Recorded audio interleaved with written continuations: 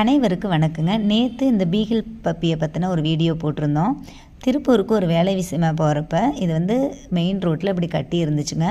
பக்கத்தில் ஒரு பங்களா இருந்துச்சு, கடையும் ஒன்று இருந்துச்சு. கடை பூட்டி இருந்துச்சு, பங்களா உள்ளுக்குள்ளே சாத்தி இருந்துச்சு. அப்புறம் நான் அந்த கடையில் ஒரு நம்பர் இருந்துச்சு, அதுக்கு கால் பண்ணப்போ அவங்க ஃபோனே எடுக்கலை.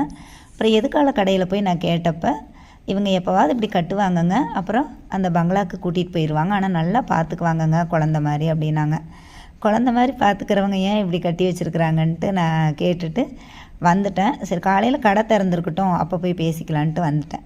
ஆனால் கொஞ்ச நேரத்தில் எனக்கு கால் பண்ணியிருந்தாங்க. அப்போ நான் ஏங்க இப்படி கட்டியிருக்கிறீங்க அப்படின்னொன்னே, அப்படிங்களா, நாங்கள் கட்டலைங்க, பசங்க தெரியாமல் கட்டிட்டாங்க, இனிமேல் இந்த தப்பை பண்ண மாட்டோம் அப்படின்னாங்க. நான் இனிமேல் கட்டினீங்கன்னா கண்டிப்பாக நாங்கள் அதை கட்டிட்டு வந்துடுவோங்க அப்படின்னா, இல்லைங்கக்கா இனிமேல் பண்ண மாட்டோன்ட்டாங்க.